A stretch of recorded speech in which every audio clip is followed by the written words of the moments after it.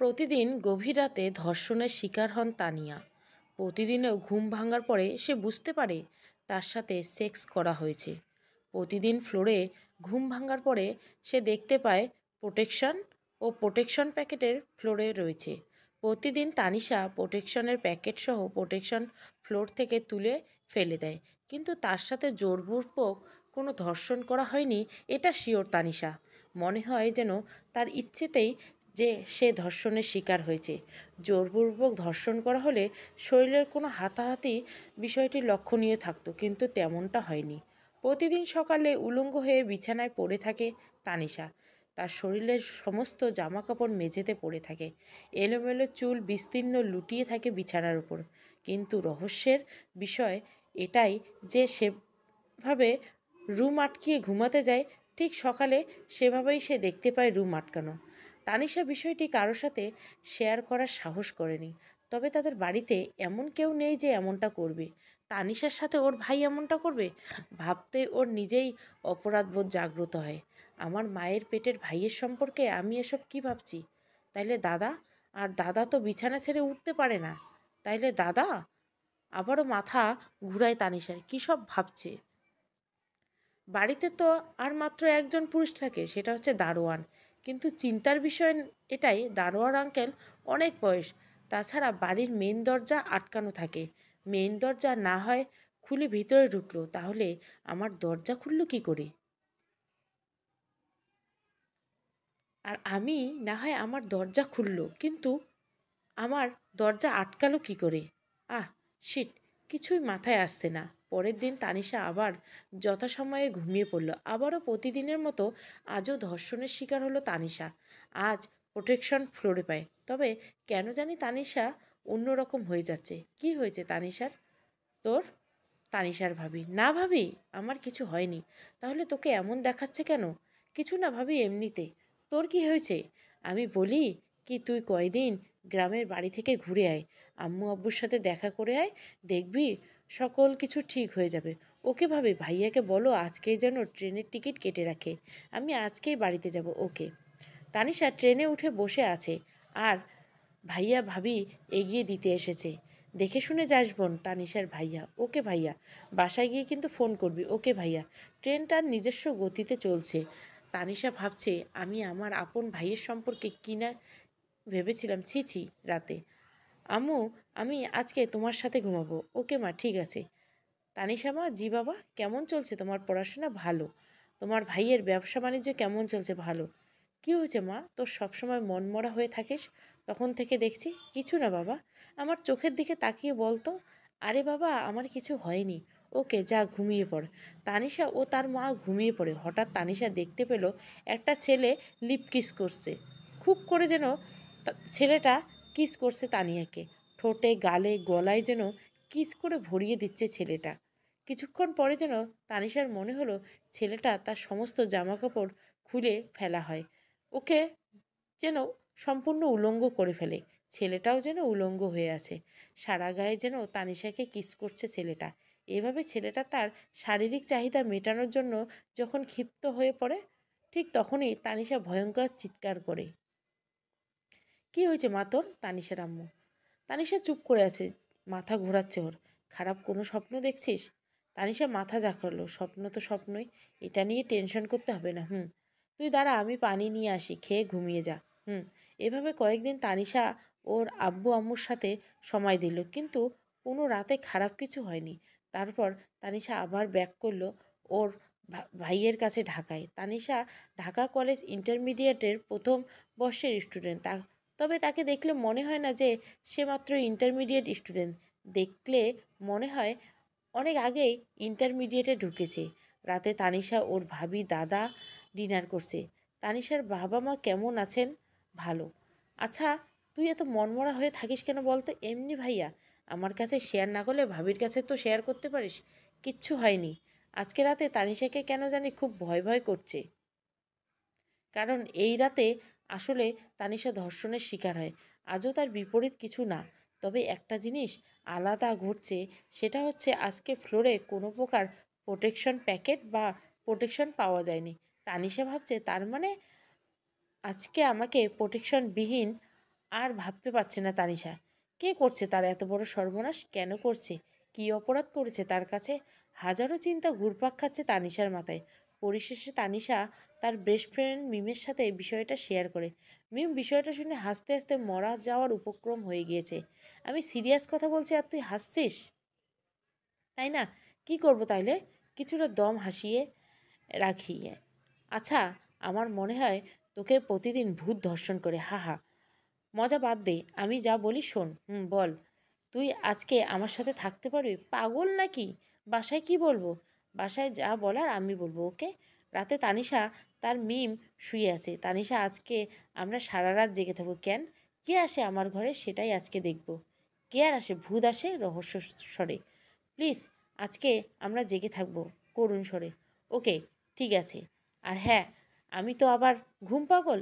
আমি ঘুমিয়ে গেলে তুই ঘুমিয়ে যাবি না কিন্তু। ওকে, ঠিক আছে। ফজরের আজানে ঘুম ভেঙে যায় তানিশার। ঘুম ভাঙার পর তানিশা লক্ষ্য করে আজও সে ধর্ষণের শিকার, কিন্তু মিম করে গেল কোথায়। পরে তানিশা ফ্লোর থেকে ওর জামা তুলে গায়ে জড়িয়ে নেয়, কিন্তু চিন্তার বিষয় মিম হঠাৎ উধাও হয়ে গেল কি করে। মিম তো তার পাশেই নিদ্রাবিহীন গগনতলে প্রেমের আলাপ করেছিল ফোনে তার, আর ও ঘুমিয়েছিল। মিমকে সারা বাড়ি খোঁজার পরেও চরণ মিলল না। তানিশা এক ভয়ে জমে আছে। একসাথে দুজন নিদ্রাহীনভাবে শুয়েছিলাম। আমি আগের দিনের মতো ধর্ষণের শিকার হলাম, কিন্তু মিম হঠাৎ যাওয়ার কারণ কি? হঠাৎ ছাদের দিক থেকে তানিশা তার পায়ের আওয়াজ পায় ভীষণভাবে। আস্তে আস্তে গভীর ভয়ে আগাতে থাকে ছাদের দিকে। ছাদে গিয়ে তানিশা হতভম্ব। পুরো ছাদ ফাঁকা। ছাদের রেলিং ঘেঁষে দাঁড়িয়ে থাকে কিছুক্ষণ। খুব ভয় জাগ্রত হয়েছে তানিশার ভিতরে, কিন্তু ধর্ষণের বিষয়ে সঠিক তথ্য পেতে এসব করতে হচ্ছে তানিশার। আর তানিশার বুঝতে পারে রাত এখনও অনেক রয়েছে, কারণ এখনও চারিদিক ঝকঝক করছে জ্যোৎস্নার আলোতে। তার মানে তার কানে আসা আজানটা ভুল ছিল মনে হয়তো। সে ভুল শুনেছিল। ততক্ষণে তানিশা দেখতে পায় একজন তাদের বাড়ির গেট দিয়ে বেরিয়ে যাচ্ছে চাদর মুড়ি দিয়ে। তানিশা তখন ভাবতে থাকে, এই ব্যক্তি যে আমাকে ধর্ষণ করে প্রতি রাতে কেন এমন করেছে, কি করছি আমি তার কাছে, বিষয়টা আমার জানতে থাকবে। তানিশা পিছু নিতে থাকে চাদর মোড়ানো মানুষটার। হঠাৎ পিছু নিতে নিতে তানিশা হারিয়ে ফেলে মানুষটাকে। তানিশা ততক্ষণে বুঝতে পারে যে সে একটা নদীর ঘাটে পৌঁছে গিয়েছে। এই ঘাটটায় তানিশার কেমন জানি চেনা চেনা লাগছে। চোখের সামনে ঘাটে ভেসে আসা স্মৃতি মনে পড়ছে না। তবে তানিশা শিওর এর আগে ও এখানে কখনো আসেনি। কিন্তু চেনা জায়গা, চেনা স্মৃতি, এমনটা মনে হচ্ছে যেন তানিশার কাছে। জ্যোৎস্না প্লাবিত নিশিরাত। তানিশা তাকিয়ে দেখল নদীর গভীর ঘুমে আচ্ছন্ন। নদীর কোনো কোলাহল কানে ভেসে আসছে না তানিশার কানে। তানিশা নিজেকে আবিষ্কার করলো যে জনমানবহীন ঘাটে এসে উপস্থিত। কোনো প্রকার জিন মনুষ্য নেই। তানিশার খুব ইচ্ছে করছে নৌকো করে এখন ঘুরতে, কিন্তু কোনো প্রকার ঘুরতে যাওয়া না থাকায় নদী ভ্রমণ হলো না তানিশার। জ্যোৎস্না রাতে নীরব ঘুমন্ত নদীতে ভ্রমণ করার মজাটাই আলাদা। তানিশা উঠে যায় নৌকার ছাইয়ের ভিতরে। তারপর নদীর শীতল হাওয়া গায়ে জড়াতে ক্লান্ত শরীরে ঘুমিয়ে যায় তানিশা। সকালে ঘুম ভাঙাতে তানিশা নিজেকে আবিষ্কার করেন হাসপাতালে। তানিশা এটাও আবিষ্কার করে ফেলে যে কালকে ও দুবার ধর্ষণের শিকার হয়েছে। একবার নিজ ভবনে, আরেকবার খোলা আকাশের নিচে নৌকার ছাইয়ের ভিতর। কতক্ষণ পরে ওর ভাইয়া ওর ভাবি ওর কাছে এসেছে। কেমন লাগছে বোন এখন? ভালো। কি হয়েছিলে তোর? তুই নদীতে কেন গিয়েছিলি? ভাইয়া মনটা খারাপ ছিল, তাই মনটা ফুরফুর করতে নদীতে গিয়েছিলাম। তাই বলি এত রাতে? সেটা না হয় ভালো কথা, কিন্তু তুই মিমের সাথে ঘুমিয়েছিলি, তারপর নাকি তুই ওকে গভীর রাতে ঘুম থেকে জাগিয়ে নিজে ড্রাইভ করে ওকে বাড়িতে রেখে এসেছিস। আর তুই ওকে বাড়িতে রেখে কেন আসলি? আবার সাথে করে বাড়িতে কেন নিয়ে আসছিলি? আর নদীতে একাকী না গিয়ে মিমকে সাথে নিয়ে যেতে পারতি। কি বলো ভাইয়া এসব? আমি তো নিতে পারছি না। ওকে, তুই রেস্ট কর, আমি বরং ডাক্তার সাহেবের সাথে কথা বলে আসি। ওকে ভাইয়া। তানিশা ভাবছে আজব তো, আমি আবার কখন মিমকে বাড়িতে দিয়ে আসলাম? হয়তো ওর বিএফের সাথে দেখা করার জন্য বাড়ি থেকে পালিয়েছে, এখন বলছে আমি ওকে দিয়ে এসেছি ওকে বাড়িতে। নিজের বয়ফ্রেন্ডের সাথে দেখা করার একটা সুযোগ পেয়েও যায়, আবার দোষারোপ ও আমার উপর চাপিয়ে দেয় যাতে ওর ফ্যামিলি ওকে সন্দেহ না করে। তানিশা আবার ভাবছে যে সে কি ভাবছে মিম সম্পর্কে। মিম তো তার বেস্ট ফ্রেন্ড। কলেজ লাইফে পরিচিত হলে মিম তার বেস্ট ফ্রেন্ড। হাসপাতাল থেকে সেদিনে তানিশাকে রিলিজ করে দেওয়া হয়। তারপর তানিশা ছাদে আসে তানিশাকে দেখতে। ছাদে রেলিং ঘেঁষে দুজনে দাঁড়িয়ে আছে। তুই আমাকে আজকে একা ফেলে বাড়িতে কেন চলে গেছলি? তুই আমাকে নিজে বাড়িতে রেখে এসেছিস জোর করে। আমি এই কথাটা কোনোভাবেই বিশ্বাস করতে পারবো না। দাঁড়া, তোকে দেখাচ্ছি। তুই নিজে ড্রাইভ করে আমাকে বাড়িতে দিয়ে এসেছিলি।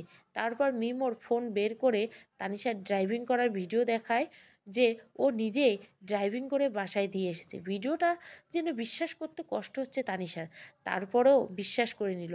আর ড্রাইভিং করা অবস্থায় তানিশা খুব ক্ষিপ্ত ছিল মিমের উপর, যার কারণে মিম তখন কিছু বলেনি, কারণ ওর তখন তানিশার চেহারা দেখে খুব ভয় করছিল। রাতে তোর কী হয়েছিল জানি না, তবে আজকেও আমি ধর্ষণের শিকার হয়েছি। সত্যি? রে। তাও একবার নয় দুইবার। কিভাবে? তারপর তানিশা বর্ণনা করলো রাতের কাহিনী। তানিশা তানিশা করে ডাকতে ডাকতে তানিশার ভাবি উপরে চলে এসছে। কি হয়েছে ভাবি, ডাকছো কেন? তোমার ভাইয়া নিচে ডাকছে। ওকে ভাবি, আসছি। আজকে রাতে তানিশা নিজের রুমে গোপন সিসিটিভি ক্যামেরা স্থাপন করলো, যে যাকে যাতে কে তাকে প্রতিদিন রাতে ধর্ষণ করে বিষয়টা জানতে। আজও প্রতিদিনের মতো তার ধর্ষণ হয়েছে তানিশা। গত কয়েকবারের মতো ফ্লোরে আর প্রোটেকশন প্যাকেট পাওয়া যায় না, তবে প্রতিদিনের মতো তার আজকেও ফ্লোরে জামাকাপড় পরে আছে। তানিশা জামাকাপড় পরে সিসিটিভি ফুটেজ চেক করার জন্য ব্যস্ত হয়ে পড়ে, কিন্তু তানিশা সিসিটিভি ফুটেজ দেখে হতভম্ব, কথা বলার ভাষা হারিয়ে ফেলেছে। তানিশা যেটুকু সময় ধরে ধর্ষণের শিকার হয়েছে সেই সময়টুকু বাদে সকল কিছু সিসিটিভি ক্যামেরা বন্দি। আর একটা বিষয়, সেটা হচ্ছে তানিশা নিজে গিয়ে যে সিসিটিভি ক্যামেরা অফ করছে সেটাও বোঝা যাচ্ছে। তানিশা ভাবছে ফুটেজ দেখা যাচ্ছে না, আমি নিজেই ক্যামেরা অফ করে কিছুটা পরে অন করলাম, কিন্তু আমি এমনটা করলাম কখন? আর একটা বিষয় লক্ষণীয়, গভীর রাতে কেউ একজন তানিশাকে নিজেই ফোন করে, সেটা সে তার ডায়াল কলে দেখে বুঝতে পেরেছে। সে ঠিক নির্দিষ্ট সময়ে ফোন করে ওই নাম্বারে, কিন্তু ওই নাম্বার পরে কন্ট্যাক্ট করতে চাইলে তানিশা করতে পারে না। তানিশা, তোর এক্সাম কবে থেকে শুরু হয়েছে? তানিশার ভাইয়ের খাবারের টেবিলে প্রশ্ন ছুড়ে দেয় তামিশালের উদ্দেশ্যে।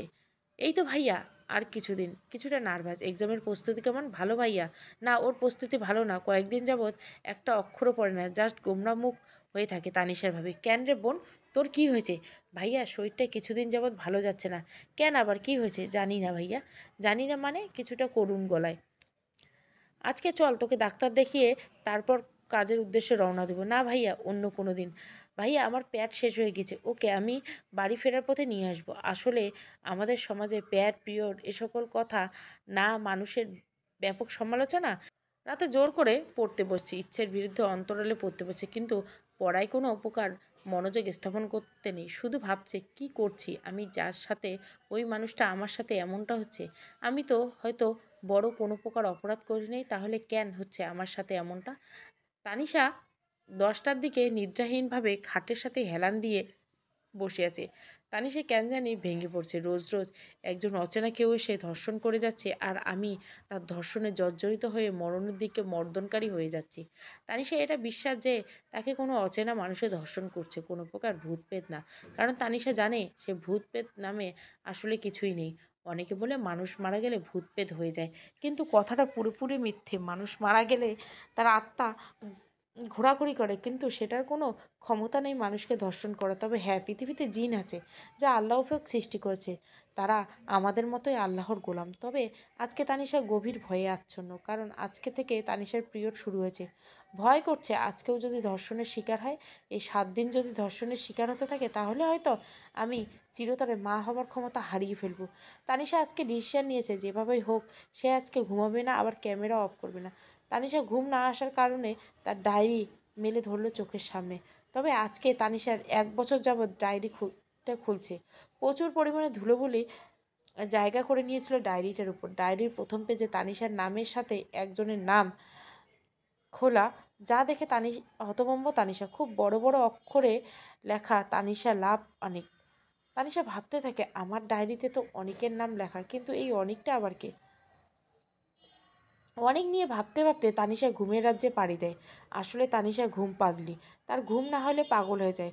খুব সকালে ঘুম ভেঙে যায় তানিশার, আর আজও ধর্ষণের শিকার হয়নি সেটা বুঝতে পেরেছে, কারণ আজকে স্বাভাবিক অবস্থায় রয়েছে, কোনো প্রকার ধকল যায়নি শরীরের উপর দিয়ে, আর ওর শরীর সম্পূর্ণ কাপড় খোলাও নেই আজকে। আজকে সালোয়ার কামিজও পরেছিল, তবে আজকে তানিশা জাস্ট কামিজ পরে আছে ফ্লোরে, কিন্তু শরীরের সাথে তার সালোয়ার ছিল।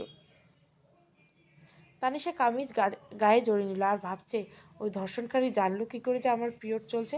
তারপর তানিশা তার বালিশের নিচে একটা চিরকুট পায়, চিরকুটে জাস্ট লেখা, আজকে থেকে যে তোমার পিরিয়ড শুরু হয়েছে এটা আমার জানা ছিল, আমার ডায়েরিতে লেখা রয়েছে তোমার যাবতীয় তথ্যাদি। তানিশা বারবার চিরকুটটা পড়ছে। তানিশা ভাবলো কে সে যে আমার বিষয়ে সকল কিছু জানে। এভাবে তানিশা 7 দিন কোনো প্রকার ধর্ষণ থেকে মুক্ত। সে এখন আর কলেজে যায় না, সবসময় গোমরামুখ হয়ে বসে থাকে। আজকে কয়েকদিন পর মিম বেশ তানিশা সাথে দেখা করতে এসেছে। তানিশা, জানিস আমার কি হয়েছিল এই কয়েকদিনে? কি হয়েছিল? হতাশা নিয়ে আমার ফোনে আসা একটা টেক্সট, আমি এই 7 দিন যাবৎ হাসপাতালে ছিলাম। তুই হাসপাতালে ছিলি? সেটা আগে বলিসনি কেন? আর তোর ফ্যামিলির কেউ তো আমাকে কিছু জানায়নি। আসলে আমি মানা করেছিলাম যে তোকে বিষয়টা জানানো হয় না। কথাটা বলে মিম মাথা হেট করে দাঁড়িয়েছে। তোর ফোনে কি এমন টেক্সট এসেছিল যার জন্য তোকে 7 দিন যাবৎ হাসপাতালে থাকতে হয়েছিল? আসলে তোর ধর্ষণের বিষয়টা আমি মনে করেছিলাম হয়তো এটা তোর মনের ভুল, নয়তো কোনো ভূত প্রেত এমনটা করছে, কিন্তু আসলে এমনটা না, তোকে একজন মানুষে ধর্ষণ করছে, সেটা আমিও জানি। তা তোর ফোনে কি এমন টেক্সট এসেছিল? টেক্সট ছিল, তুই কিসের কারণে সেদিন তানিশার সাথে ছিলি, আর তুই কিসের জন্য তানিশার ধর্ষণের বিষয় বিশ্বাস করছিলি না, আর তানিশা আমার বউ, ও আমার মিলন নিয়ে হাসাহাসি করছিলি কেন? আর তোর জন্য আমি একটা গিফট পাঠিয়ে দিয়েছি পার্সেল করে, এতক্ষণে হয়তো রুমের সামনে গিফটটা রাখা আসছে। তারপর তারপর আমি গিফট খেলে জ্ঞান হারিয়ে ফেলি। কী ছিল গিফট? বিশাল একটা বক্সে মানুষের রক্ত মাংসের মাথা। কি? হুম। তবে ওইটা জাস্ট ভয় দেখানোর জন্য পাঠানো হয়েছিল, ওটা রিয়েল মানুষের মাথা ছিল না। আর ওই ভয় পেয়ে আমি 7 দিন হাসপাতালে। মাঝে মাঝে তানিশার এখন বমি হওয়া শুরু হয়েছে, ওর পেটের মাঝে মাঝে ব্যথা করছে, আর পেটকে কেউ যেন মাঝে মাঝে লাথি মারছে। মিমের পরামর্শে তানিশা আর মিম দুজনে হাসপাতালে চেক আপ করতে গেল। তানিশা খুব টেনশনের মধ্য দিয়ে পার করছে, কারণ যদি রিপোর্ট পজিটিভ হয় তাহলে আমি মুখ দেখাবো কী করে সমাজে? কী করে পরিচিত মানুষ হবে? ওর তো পিতার পরিচয় জানা নেই, তাহলে কাকে পিতা বলে ডাকবে? আমার কাছে যেন ওর পিতার কথা জানতে চাইবে, তখন কি বলবো? তোর বাবা অচেনা মানব। তানিশা যেন কথাগুলো ভাবতেই ঠান্ডা হয়ে আসে। টেনশন করিস না, যেমনটা ভাবছিস আশা করি তার বিপরীত দিকটা হবে। তাই যেন হয় দোস্ত। সেটাই হবে। কতক্ষণ পরে রিপোর্ট আসলো। রিপোর্ট দেখে মিম তানিশা দুজনে হতভম্ব, যেন দুজনের মাথায় আকাশ ভেঙে পড়ল। রিপোর্ট পজিটিভ, টুইন বেবি তানিশার গর্ভে। যদিও তানিশা খুব বেশি বেবি পছন্দ, টুইন ওর কামনা ছিল ওর একদিন টুইন বেবি হবে। পাশের বাড়ির এক বড় আপু টুইন বেবি হওয়াতে তানিশা টুইন বেবির উপর একটা আকর্ষণ বিস্তার করে। সে স্বপ্ন দেখতে থাকে আমার টুইন বেবির সাথে আমি সারাদিন খেলাধুলো করবে, একসাথে করে ঘুরতে নিয়ে যাব। আমার আব্বুর কোলে থাকবে আর একটা বেবি আমার কোলে থাকবে, একটা বেবি, দুজন পাশাপাশি হেঁটে পাড়ি দিব আমাদের গন্তব্যস্থলে, আবার দুজন সেখানে থেকে রিস্কায় পাশাপাশি বসে বাসায় ফিরবো। প্রতিদিন ওর বাবা বারবার অফিস থেকে ফোন করে আমার বেবিদের খোঁজ নিবে, আবার ছুটির দিন আমরা বেবিদের সাথে নিয়ে আমরা পাড়ি দিব উদ্দেশ্যস্থলে। কিন্তু আজকের তানিশার টুইন বেবির কথা শুনে খুব মুখটা মলিন হয়ে যায়, বিষাদে রূপান্তরিত হয় চেহারা। মুখের দিকে চাওয়া যাচ্ছে না কোনোভাবে, কারণ এই বেবির বাবা নেই। বেবিগুলো অবৈধ সন্তান পরিচয় বেড়ে উঠবে সমাজে, সবাই ওদের নিয়ে হাসি তামাশা করবে, এটা আমি সহ্য করতে পারবো না। এসব কথা তানিশার মাথায় ঘুরপাক খাচ্ছে। দোস্ত কী করবি এখন? মিম, জানি না রে। আমি একটা কথা বলি, শুনবি আমার কথা? বল। আমি বলি, তুই পিল খেয়ে নে, বাচ্চাগুলো নষ্ট কর। মিম উচ্চস্বরে, চিল্লাচিল্লি কেন করছিস? এটা পাবলিক প্লেস, তাই বলে আমার সন্তানকে নষ্ট করব কেন? আহ, আমার সন্তান, কি সুন্দর করে কথা বলছো। তুই জানিস না সন্তানের বাবাকে, আর কার পরিচয়ে ওরা বড় হবে, কিভাবে মুখ দেখে সমাজে? তোর কি মুখ থাকবে যদি সমাজ থেকে আমাকে বিতাড়িত করা হয়? তারপর আমি এই সন্তান নষ্ট করব না, কারণ ওদের দুনিয়ায় আনার দায়িত্ব আমার। ওরা তো কিছু করেনি যার জন্য ওদের নষ্ট করে দিতে হবে।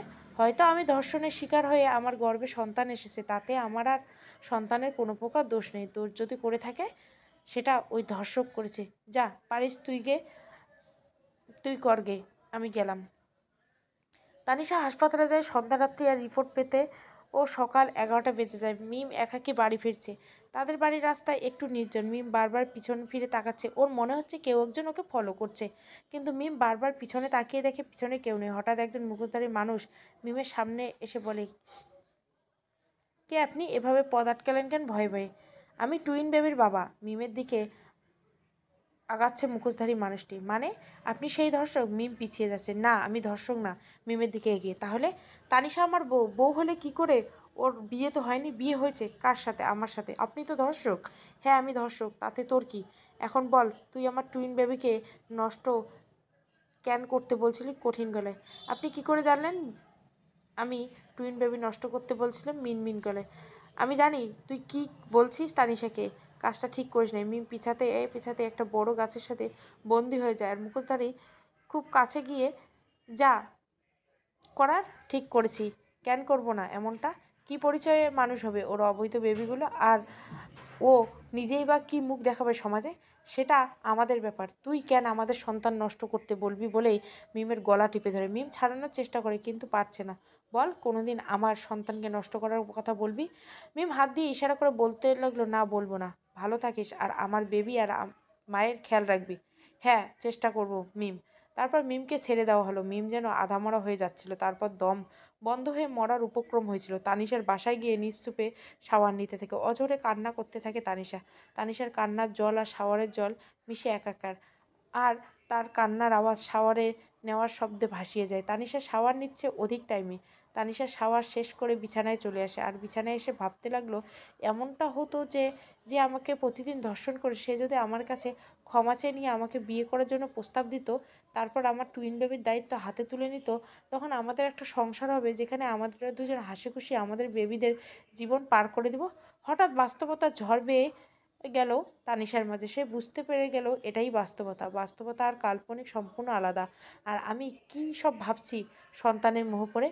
সেই ধর্ষক জাস্ট এনজয় করার জন্য আমার সাথে। সে কেন বিয়ে করবে আমাকে? কেন ঘাড়ে তুলে নিবে আমার সন্তানের দায়িত্ব? আসলে বাস্তবতা বড়ই নির্মম। আর আমি আমার ফ্যামিলিকে কি করে মুখ দেখাবো, যারা আমাকে এত টাকা পয়সা দিয়ে পড়াশোনা চালাচ্ছে? আমি কিনা তাদের মুখে চুনকালি মাখিয়ে বিয়ে আগে সন্তানের মা হয়ে গেলাম।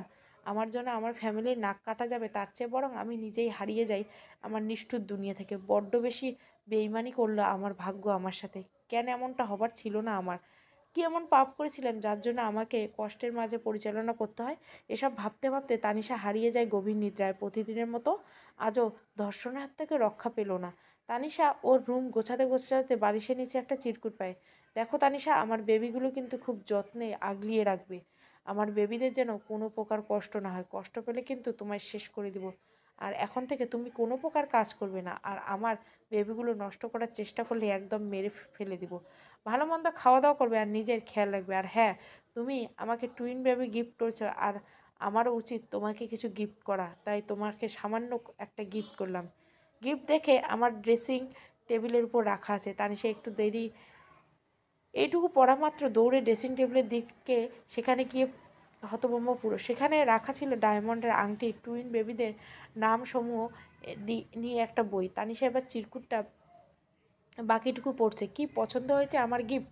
আর এই বই দেখে সুন্দর সুন্দর নাম রাখবে আমার বেবিদের। আচ্ছা, ভালো থেকো, কালকে আবার আসবো। তানিশা চিরকুট পড়ে কেমন যেন বিস্ময়কর। কোনো কিছুই মাথায় যাচ্ছে না তানিশার। খুব করে মাথা ঘোরাচ্ছে তানিশার। সব কিছু কেমন ঘোলাটে ঘোলাটে লাগছে। উল্টোপাল্টা হয়ে যাচ্ছে ওর আবিষ্কার পৃথিবীটা। এই মানুষ যে আমাকে প্রতিদিন যার চাহিদার দাস বানিয়ে আমার গর্ভে অভিশাপ শিশুগুলোকে খুব যত্নে আগলে রাখতে বলছেন, আবার আমাকে এত দামি রিং গিফট করলো। আসলে এই ব্যক্তিকে যে শুধু আমাকে ধর্ষণ করে চলে যায়, আবার আমার গর্ভে সন্তানদের আগলিয়ে রাখতে বলে, খুব যত্ন করে আমাকে মেরে ফেলার দেওয়ার হুমকি দেয়। তানিশা, আমার একটা জায়গায় ঘুরতে যাচ্ছে, তুই চল আমাদের সাথে। তানিশা ভাইয়া তানিশার দিকে কথাটা ছুড়ে দিয়ে খাবার টেবিলে, না ভাইয়া তোমরা যাও, আমি যাব না। তানিশা, কেন যাবি না? চল যাই, মনটা ভালো হয়ে যাবে। তানিশার ভাবি, না ভাবি তোমরা যাও, আমি যাব না। চল না, আন্টিও যায় আমাদের সাথে। রাইসা হলো তানিশার ভাবি ভাইয়ের কোল জুড়ে আসা আদরের সন্তান। খুব বেশি মিষ্টি দেখতে, যেমন দেখতে তেমন ভালোই, ভারী স্বভাব মিষ্টি। তার দাঁতগুলো দেখতে দেখতে খুব ছোট ছোট ছোট দাঁতগুলো দেখতে যেন পিচ্চি রাজকন্যার মতো, খুব বেশি চঞ্চল চড়ুই পাখির মতো, সবার সাথে মিশতে জানে, যে দেখবে সেই আদর করতে ইচ্ছে করবে। রাইসা খুব ভালো স্টুডেন্ট, ক্লাসে ফার্স্ট হয়। ওকে মামুনি চল যাব। গাড়িতে উঠেই বসেছে সবাই। তানিশা আর ভাইয়া নিজে ড্রাইভিং করছে, গাড়ি চলছে তার গতিসীমায়। হঠাৎ মিম ফোন করে তানিশাকে, তানিশা ফোন করে মিম ওর সাথে ঘাটে যাওয়ার জন্য রাতের কাহিনী তুলে ধরে ফোনের মাধ্যমে। তানিশা মিমের কথা শুনে হতভম্ব। আমাকে মিম বাচ্চা নষ্ট করতে বলছে জন্য মিমকে মেরে ফেলতে গিয়েছিল। তানিশা ভাবছে যে আমাদের কথাগুলো সেই মানুষটা কি করে জানতে বললো। আমরা তো নিরিবিলি হাসপাতালে এক কোণে আলোচনা করছিলাম বিষয়টা, ভাবছে আর মনমরা হয়ে বসে আছে। তানিশা আবার ভাবছে আমার সাথে এরকমটা কোনো জিন গোষ্ঠী বা পরিগোষ্ঠী করছে না তো। আবার ভাবছে এটা কি করে সম্ভব। কি হয়েছে আন্টি তোমার? রাইসা রাইসা এতক্ষণে তানিশার কোলের উপর বসে ওর আম্মুর ফোনে গেম খেলছিল। কিছু না মামুনি, তাহলে তোমার ফোনে একটা ফোন আসাতে ধ্বংসাত্মক মুভ হয়ে গেল কেন তোমার? তেমন কিছু না রে পিচ্চি বুড়ি। আচ্ছা আন্টি, তোমার আঙ্কেল। রাইসা কথাটা শেষ করতে যাবে তার আগে তানিশার ভাবি রাইসাকে তানিশার কোল থেকে ছোঁ মেরে নিয়ে নিজের কোলে নিয়ে অন্যদিকে মন আকর্ষণ করে ফেলে। ভাবি ওকে কথাটা শেষ করতে দিন, তার আগে কেন নিয়ে নিলে আমার কাছ থেকে? আরে ইদানিং খুব ভুল বকাবকি করছে, খুব সবসময় ভুল বকে। না জানি তোমাকে কি বলে কি বেল ফেলবে, তুমি বিষয়টা খারাপ দিকে নেবে আর কি। ভাবি এটা কি ধরনের কথা? আমি ওকে নিজের সন্তানের মতো করে ভাবি। একটা সন্তান যেন যত বড় অন্যায় করুক না কেন, তার পিতামাতার সামনে এসে আব্বু আম্মু বলে ডাকে, তখন পিতামাতা সন্তানের উপর সকল রাগ অভিমান ভেঙে যায়। ঠিক তেমন রাইসা যতটা জ্বালায়, আমি মাঝে মাঝে বিরক্ত হই, কিন্তু যখন আন্টি বলে ডাকে তখন আমার চোখ মুখ থেকে সকল বিরক্তিকর ছাপগুলো কেটে যায়। তানিশা বাদ দে তো বিষয়টা, আমরা এখন সবাই এখন না ভাবি। তানিশা কেন জানি মনের মধ্যে ওর ভাবির আচরণটা অদ্ভুত লাগলো। তানিশা কেন জানি মনে হচ্ছে রহস্যের গন্ধ পাচ্ছে বিষয়টা। তানিশা ভাবছে বিষয়টা রাইসার থেকে জানতে হবে। তানিশারা কতক্ষণ বাদে ওদের গন্তব্যস্থলে পৌঁছে গেল। আসলে তাদের উদ্দেশ্য ছিল শিশু পার্কে, কিন্তু শিশু পার্কে কোনো প্রকার ফ্যামিলি নিয়ে যাওয়ার মতো পরিবেশ না থাকায় তানিশার ভাইয়া একটা রেস্টুরেন্ট প্লাস কফি হাউসে উদ্দেশ্যে নিয়ে গেল। আসলে এখন আর শিশু পার্কে শিশুদের কোনো সমাবেশ ঘটে না, এখন তো প্রেমিক প্রেমিকাদের রোমাঞ্চকর জায়গা। আমি জীবনে একবার বন্ধুর সাথে ঢাকা শিশু পার্কে তাড়াতাড়ি বের হতে পারিনি। তানিশা কিছু খাবে? কিছু খেতে ইচ্ছে করছে না ভাইয়া, মানে কিছু অর্ডার একটা কর। ভাইয়া আমার একটা ঠান্ডা কফি হলে চলবে। ওকে। তানিশা কেন জানি এই রেস্টুরেন্টটা খুব পরিচিত পরিচিত মনে হচ্ছে কতদিন যাবত যেন ও রেস্টুরেন্টে আসা হয় না। রাতে তানিশা আজকে ওর রুমে একটা ক্যামেরা স্থাপন করলো, যাতে যে করে হোক দর্শককে চিহ্নিত করতে পারে ও। তানিশা আজকে আবার ওর চোখের সামনে ওই ডায়েরিটা খুলে ধরলো। ডায়েরিতে একটা জায়গায় ওর চোখ আটকে গেল। ডায়েরিতে একটা জায়গায় লেখা ছিল, খুব বেশি ভালোবাসি অনিকেত। আমি তোমাকে কি করে বোঝাই, তোমাকে ছাড়া আমি এক মুহূর্ত বাঁচতে পারবো না। একটা মুহূর্ত চলে না তোমার কল্পনার জগৎ না করে ভাসিয়ে নিয়ে যেতে। খুব বেশি ভালোবাসি রে পাগল তোকে। তানিশা খুব করে মিলিয়ে দেখলো কথাগুলো তার নিজের হাতের লেখা। তানিশার লেখা পড়ে যেন নিজের মধ্যে নিজেই থাকলো না। তানিশার মনের মধ্যে বারবার উকি দিচ্ছে, কে অনিকেতটা আবার কে, যাকে আমি ভালোবাসি। তানিশা ভাবছে আসলে ডায়েরিটা হয়তো ওর না।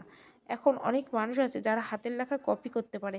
হাজার কথা ভাবতে ভাবতে গভীরে হারিয়ে যায় তানিশা। ডায়েরিটা পড়ে থাকে হাতের পাশে।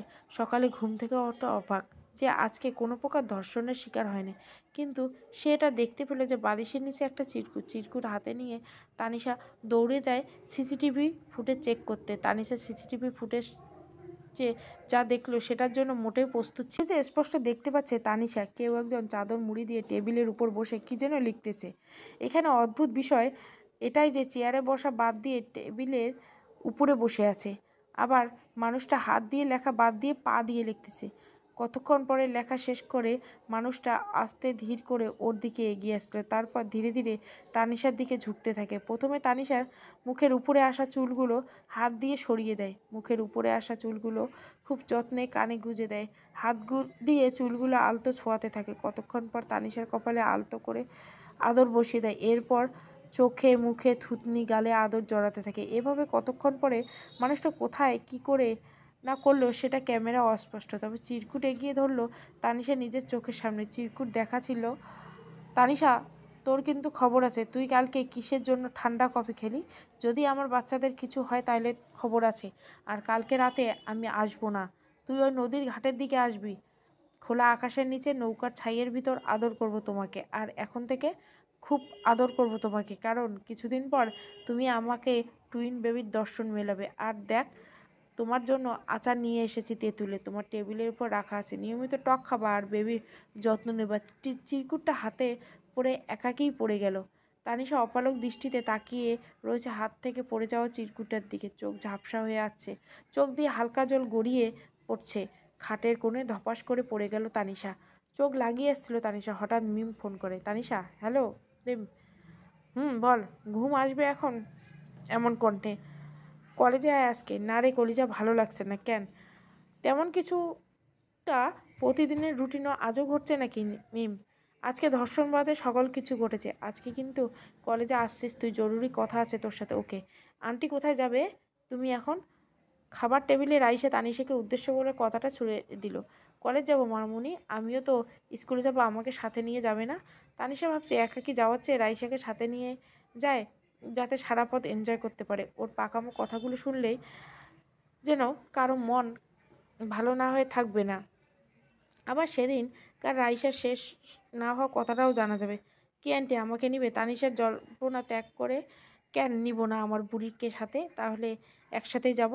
ওকে পাগলি। রাইসা আর তানিশা পাশাপাশি বসে। পাগলি বুড়ি? তানিশা, জি আন্টি। গতকাল তুমি আমাকে কি বলতে চেয়েছিলে শোনা? কখন আন্টি?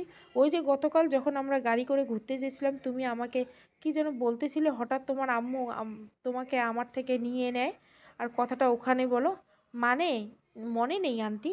ওকে ঠিক আছে। তারপর তানিশা রাইসাকে স্কুলে নামিয়ে দিয়ে কলেজে চলে যায়। আর এদিকে তানিশার ভাবি তানিশার ঘর গোছাতে ব্যস্ত হয়ে হঠাৎ বিছানার নিচে একটা জিনিস চোখ আটকিয়ে গেল তানিশার ভাবে। আসলে জিনিসটা ছিল তানিশার টুইন বেবির রিপোর্ট। রিপোর্টটা হাতে নিয়ে জড়িয়ে তানিশার ভাবি তানিশার ভাইয়ের সামনে দাঁড়িয়ে আছে। কি হয়েছে, কিছু বলবে? তানিশা ভাই, না মানে কি কিছু হয়েছে? কিচ্ছু খারাপ ভাবো না তো আবার। আরে পাগলি বল, যদি উল্টোপাল্টা কিছু করে বসে? বলবে নাকি বলবে না কড়া কণ্ঠে। তখন তানিশার ভাবি তানিশার ভাইয়ের দিকে রিপোর্টটা এগিয়ে। রিপোর্ট দেখে দেখে তানিশার ভাইয়া বসা থেকে উঠে দাঁড়িয়ে গেল। এখনই এসবের কি দরকার ছিল? তানিশার ভাবি, জানি না তো, কিছুদিন পরে হলে কি হতো? কি আর করা যাবে, ওর কপালটাই খারাপ। কেন বা সেদিন বাড়ি থেকে ওরা বের হবে? আর কেন বা? কথাটা শেষ না করে কান্না করতে করতে তানিশার ভাইয়া বাড়ি থেকে বেরিয়ে যায়। তানিশা মিমের সাথে কথা বলেই যাচ্ছে কলেজে গিয়ে অবিরাম, কিন্তু হঠাৎ তানিশা মাথা ঘুরে পড়ে যায়। তখন মিম এসে তানিশাকে বারান্দায় নিয়ে যায়। তানিশা ভাবছে বাচ্চাগুলোকে নষ্ট করে ফেলবে, নয়তো সে নিজে আত্মহত্যা করবে। তার এসব আর ভালো লাগছে না। আজকে কেন জানি এসব ভাবছে। কেমন জানি পাগল হয়ে যাচ্ছে তানিশা। নিজেও কেমন জানি অবুঝ অবুঝ করছে। রাতে তানিশা ভাবছে আমি কি আজকে রাতে ঘাটে যাব। একবার ভাবছে যাব, আবার ভাবছে যাব না, কিন্তু সঠিকভাবে সিদ্ধান্ত নিতে পারছে না। এসব ভাবতে ভাবতে তানিশা ঘুমের দেশে গভীরে হারিয়ে যায়। গভীর রাতে তানিশার ঘুম ভেঙে যায়। ঘুম ভেঙে যাওয়ার পর তানিশা ওর ফোনের দিকে দৃষ্টি করে দেখলো ওর ফোনে একটা এসএমএস এসেছে। এসএমএসটা ছিল এরকম: আমি কিন্তু এসে বসে আছি ঘাটে তোমার অপেক্ষায়। আমার বিশ্বাস তুমি এখানে আসবে। তানিশা কি করবে না করবে ভাবতে ভাবতে বেরিয়ে গেল বাড়ি থেকে। আজও রাস্তায় জনশূন্য পরিপূর্ণ। তানিশা রাস্তায় আস্তে আস্তে আরও রাস্তার এক পাশ দিয়ে হাঁটতে হাঁটতে ঘাটকে উদ্দেশ্য করে। আজও জ্যোৎস্নাময় রাত, চারিদিকে জ্যোৎস্নাময় আলোয় আলোকিত। তানিশার ঘাটে গিয়ে হতভম্ব। সবচেয়ে বড় সারপ্রাইজ হলো যে আজকে তানিশা জীবনে এমন কোনো সারপ্রাইজ কোনোদিনও হয়নি। বালুকণার উপরে জ্বলন্ত মোমবাতি দিয়ে সজ্জাকরণ করা হয়েছে। মোমবাতিগুলো দিয়ে অনেক সুন্দর করে লেখা হয়েছে হ্যাপি বার্থডে। তানিশা এতটাই সৌন্দর্যে তুলে ধরা সম্ভব না। আলোকসজ্জায় সজ্জিত করা হয়েছে। তানিশা পা হেঁটে হেঁটে এগোচ্ছে সৌন্দর্য কাছ থেকে দেখার জন্য। তানিশা নিঃশব্দতায় হেঁটে চলছে। ও ওর চোখকেও বিশ্বাস করতে পারছে না, এত সৌন্দর্য উপভোগ করতে পারছে। ভাবনার জগতের মধ্যেও যেতে পারছে না তানিশা। এতক্ষণে তানিশা মোমবাতি দিয়ে সাজানো সারপ্রাইজের স্থানে পৌঁছলো। সেখানে গিয়ে অপলক দৃষ্টিতে তাকিয়ে তানিশা হাত দিয়ে স্পর্শ করতে ইচ্ছে করছে মোমবাতিগুলো। জ্বলন্ত মোমবাতির আগুনে কেমন যেন দেখতে ইচ্ছে করছে। ইচ্ছে হচ্ছে মোমবাতি যেমন করে জ্বলছে তেমন করে জ্বালিয়ে দেয় নিজেকে। কতই না আনন্দ পাচ্ছে মোমবাতিগুলো পুড়ে। আমি হয়তো পুড়লে এমনই মজা পাবো। কত সুন্দরই না দেখাচ্ছে মোমবাতিগুলোকে। হয়তো আমাকেও দেখাবে এরকম, হয়তো তার চেয়ে বেশি সুন্দর, না হয় তার চেয়ে বেশি অসুন্দর? হঠাৎ বাস্তবতার বাতাসে তানিশাকে উড়িয়ে নিয়ে গেল। বাস্তব কি সেটার সামনে তুলে ধরবে? তানিশা আবার কল্পনার জগতে গিয়ে ভাবতে থাকে, আমি কি পাগল হয়ে গিয়েছিলাম? কীসব ভাবনা! তানিশা কতক্ষণ মোমবাতির চারিপাশটায় ঘুরিয়ে ঘুরিয়ে দেখছিল। হঠাৎ একটা বাক্সের দিকে নজর কাড়ে। তানিশা বাক্সটা হাতে নিয়ে দেখলো বাক্সের মধ্যে একটা চিরকুট। চিরকুটে লেখা ছিল, কি জান কেমন সারপ্রাইজ দিলাম। এখন সামনের দিকে এগোতে হবে। সামনে মানে দিকে একটা ঘর রয়েছে, আগাতের দিকে, ঘরের দিকে। তানিশা চিরকুট ফেলে দিয়ে আগাতে তাকে সামনের দিকে। কিছুটা ভয় কাজ করছে তানিশার ভিতরে। আগাতে ইচ্ছে করছে না মাঝপথে, কিন্তু কিছু সাহস কোথা থেকে পেয়ে গেল। অগত্যা থাকে সামনের দিকটায়। তানিশার ঘরটার সামনে গিয়ে আবার হতভম্ব। ঘরটা কেমন যেন অদ্ভুত মনে হচ্ছে। ঘরটা রূপোর প্রলেপ দিয়ে সাজানো। সমস্ত ঘরটা যেন রূপোর প্রলেপ দিয়ে বিস্তৃত। ঘরটা আলোকসজ্জায় আলোর বাতি সাজানো। ঘরটার চারিপাশে যেন বিচলিত সুন্দর ফুটে উঠছে। ঘরটার গেইটে একটা চিরকুট লাগানো। চিরকুটে লেখা ছিল, আমি জানতাম আমার কলিজা এখানে আসবে। চিরকুটটা গেটের দেওয়াল থেকে তুলে ধরা। এর নিচে একটা চাবি দেখতে পায়। তানিশা চিরকুটটা দেওয়াল থেকে তুলে নিয়ে একটা চাবি, কিন্তু চাবিটা কেন জানি রূপার প্রলেপ দেওয়া। চাবির সাথে আবার চিরকুট, তাতে লেখা, চাবিটা দিয়ে গেটের তালাটা খুলে ভিতরে প্রবেশ করে। তারপর তানিশা আস্তে ধীরে করে তালাটা খুলে, কিন্তু অদ্ভুত বিষয়, ওটা যে গেটের তালাও, ওটাও রূপার প্রলেপ দেওয়া। গেট খুলে তানিশা আস্তে ধীরে পায়ে এগিয়ে চলছে ভিতরে। যতদূর যেতে তানিশা লক্ষ্য করলো দরজায় একটা চিরকুট লেখা। এই চিরকুটের লেখা, ডান দিকে একটা টিউবওয়েল আছে, ওখানে যাও। ওখানে গিয়ে তানিশা দেখলো টিউবওয়েল তার হাতার একটা ছোট্ট করে আবার চিরকুট লেখা, আগে উঁচু করবে তারপর রুমের মধ্যে যাবে। তানিশা তারপর উঁচু করে ঘরের ভিতর প্রবেশ করলো। ভিতরে গিয়ে সামনে আবার তাকাতে দেখতে পেলো একটা বড় চিরকুট। দেখো ডান দিকটায় একটা বোরখা রয়েছে। তানিশা এবার বোরখা কাছে নিয়ে আবার চিরকুট পেল, তুমি আজকে এশার নামাজ পড়ো নাই, যাও গিয়ে এশার নামাজ আদায় করে নাও। তারপর জায়নামাজ ভিজিয়ে রাখা আছে পশ্চিম দিকটায়। তানিশা তারপর বোরখা পরে জায়নামাজ গিয়ে এশার নামাজ 11 রেখাত আদায় করে নেয়। তানিশা নামাজ শেষ করে জায়নামাজ তুলতে গিয়ে দেখলো জায়নামাজে হাত একটা চিরকুট, তাতে আবার লেখা। এবার বারান্দার দিকে একটু এগিয়ে গিয়ে দেখো একটা বক্স আছে, ওটা খুলো। তারপর বাক্সটা খুলে দেখতে পেলো একটা বার্থডে কেক। তার উপর সুন্দর করে লেখা, হ্যাপি বার্থডে টুইন বেবি রাম্মু। কেকের পাশে আবার ছোট্ট কাগজে কিছু লেখা, তাতে আবার লেখা, এবার দেখো পাশে ছুরি আছে, ওটা দিয়ে হাতে নিয়ে কেকটা কেটে নাও। তানিশা এবার ছুরিটা হাতে তুলে নিয়ে কিছুটা ভয় করছে, কারণ ছুরিটা খুব ধারালো, আবার সম্পূর্ণ রূপার। কিছুটা ভয় নিয়ে কেকটা কেটে ফেলে তানিশা। আর সাথে সাথে ঘরের কোণের দিকটায় একটা কথা ভেসে আসে, happy birthday twin baby Rammu. Tanisha কেকটা কেটে হালকা করে হাত দিয়ে আগাতে থাকে ঘরের কোণের দিকটায়, কিন্তু সেখানে কেউ ছিল না। তানিশা এখন ভাবছে, তাহলে কথাটা কোথা থেকে আসলো। পরে খেয়াল করলো পাশে একটা সাউন্ড বক্স থেকে কথাটা ভেসে আসছে। তানিশা তখন সাউন্ড বক্সের দিকে এগোতে থাকে, আর সেখানে গিয়ে দেখে সাউন্ড বক্সের সাথে আবার একটা চিরকুট, এটা আবার লেখা, এবার বোরকাটা খুলে নাইটি পরে নাও। আর শোনো, বাথরুমে গিয়ে চেঞ্জ করবে না ছাড়া, কিন্তু আমি সব কিছু দেখে নিব। আর দেখলেই বা কি, আমরা তো আপনজন, তাই তুমি রুমেই নাইটি পরে নাও, বাথরুমে যেতে হবে না। আর দেখো বিছানার উপর নাইটি রাখা আছে। তানিশা চিরকুট ফেলে দিয়ে হাঁটা দেয় বিছানার দিকে। বিছানার পাশে গিয়ে আবার খুব খুশি, কারণ নাইটি ড্রেসটা ছিল তার প্রিয় রঙের। তানিশার প্রিয় রং কালো, কালো রঙের নাইটি ড্রেস ভাবতেই পারছে না। একবার এমনই নাইট ড্রেসটা আবার অবাক হয়, কারণ পালঙ্কটা ছিল রূপার, খুব বেশি সুন্দর পালঙ্কটা। পালঙ্কের উপর কালো চাদর বিছানো, কালো বালিশে মোড়া কভার, মোট কথায় বিছানার কালো রঙে বিস্তৃত। তানিশা নাইট ড্রেসটা হাতে তুলে নিয়ে ভাবতে লাগলো, কি করবে এখন, ঘরে চেঞ্জ করে নাকি বাথরুমে। কিন্তু সময় সিদ্ধান্তে নিয়ে এগোতে থাকে বাথরুমের দিকে। তানিশা কী যেন হয়েছে, কিসের জন্য বা একটা এসএমএসের কবলে পড়ে এখানে আসতে হবে আর এসব করতে হবে। তবে তানিশা আজকে খুব বেশি খুশি, কারণ সবচেয়ে বড় সারপ্রাইজ হয়েছে যে আজকে সে তার ভালোবাসার কাউকে না হলেও, দর্শক হলেও, কেন জানি তানিশার আজকে খুব বেশি ভালো লাগা কাজ করছে ওর উপর। অন্তত মৃদু হাসি, চুড়ির আওয়াজ, পায়ের হাঁটা স্টাইল বিরাজ করছে তানিশার মাঝে। তানিশা বাথরুমে ঢুকে গেল সহিষ্ণুতার ভাবে, তার কেন জানি খুব বেশি ভালো লাগে বিরাজ করছে। সেখানে গিয়ে আরেকটা চিরকুট পেয়ে যায়, সেখানে লেখা, আমি জানতাম তুমি এখানে আসবে, কারণ তোমার মাঝে ভয় ছিল যদি আমি তোমার ড্রেস চেঞ্জ করা দেখে ফেলি। যাই হোক, এখন তুমি বিছানায় উঠে যাবে ঘুমাতে, আর ঘুমাতে যাওয়ার আগে বালিশের নিচে তোমার একটা উপহার আছে, ওটা দেখে নিবে। তানিশা চেঞ্জ করে বিছানায় উঠে গেল, আর বালিশের নিচে হাত দিতে উপহারটা বের করে নিল। উপহার চোখের সামনে ধরতে তানিশা বাকরুদ্ধ হলো, কারণ উপহারটা ছিল হীরের নেকলেস।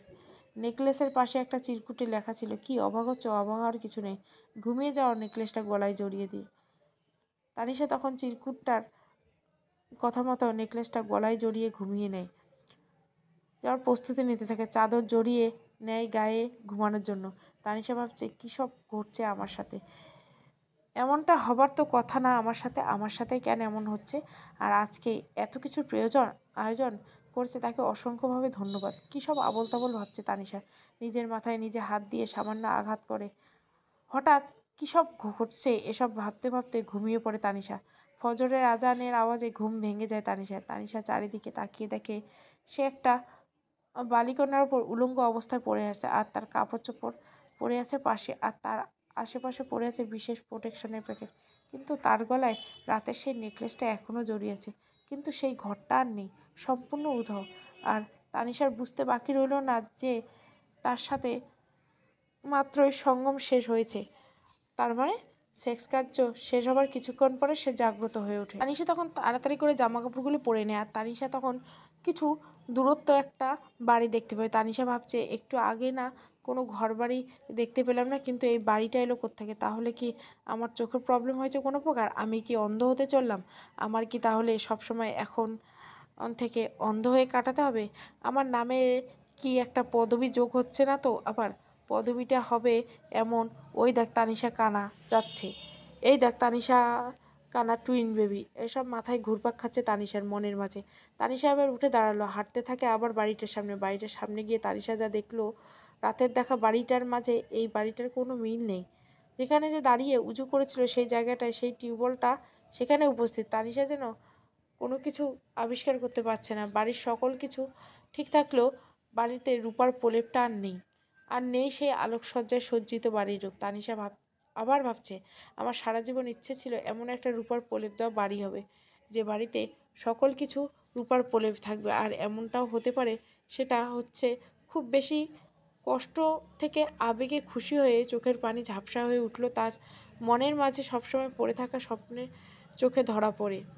আসলে মানুষ তখন তার স্বপ্ন আসলেই বাস্তব মনে করে। তানিশা আবার ভাবছে, আমি হয়তো আমার মাঝে থাকা রূপার প্রলেপ দেওয়া বাড়িটা স্বপ্নটা বাস্তবে না দেখে বাস্তবে ভেবে নিয়েছিলাম, কিন্তু এখানে কথা হচ্ছে এটা যে আমি রাতে খাটে ঘুমালাম কিন্তু বালিকণার উপর কেমন করে চলে আসলাম, রহস্য খুঁজে পাচ্ছে না তানিশার সূর্য উদয় হওয়ার আগেই বাড়িতে গমন করে। ওর ভাইয়া ভাবি ঘুম থেকে ওঠার আগে তানিশা বাড়ি ঢুকে যায়। সবার চোখ ফাঁকি দিয়ে বাইরে চলে যায়, আবার সবার চোখ ফাঁকি দিয়ে বাসায় প্রবেশ করে। কিন্তু সবার চোখ ফাঁকি দিতে পারলেও তানিশার বাড়ি ফেরার সময় রাইসার চোখ ফাঁকি দিতে পারে না। রাইসা পানি খেতে বাইরে আসলে চোখ বন্দি হয়ে যায়, তার আন্টি বাইরে থেকে ফিরছে। রাইসা ছোট্ট মনে প্রশ্ন জাগে, কোথায় গিয়েছিলে? জানতে হবে আন্টির থেকে বিষয়টা। তানিশা গভীর ঘুমে আচ্ছন্ন। রাইসা গিয়ে ডাকাডাকি করলে তানিশাকে। সবাই খাবার টেবিলে ওয়েট করছে তানিশার জন্য। সবাই টেবিলে বসে তানিশা কোনো প্রকার সারা শব্দ না পেয়ে রাইসাকে পাঠিয়ে দেয় ডেকে আনতে। আন্টি কিরে মামুনি ঘুমের ঘরে? সবাই তোমার জন্য ওয়েট করছে খাবার টেবিলে, তুমি যাও, আমি আসছি। না, আমার সাথে করে আম্মু নিয়ে যেতে বলছে। আমার লেট হবে মামুনি। কেন লেট হবে? আমাকে ফ্রেশ হতে হবে মামুনি। ওকে যাও, আমি ফ্রেশ হয়ে আছি। ওকে সোনা ময়না। তানিশা কতক্ষণ বাদে বাথরুম থেকে গোসল করে বেরিয়ে এসে, আচ্ছা মামুনি, একটা কথা জিজ্ঞাসা করতে পারি? অনুমতি নিচ্ছে কেন বল?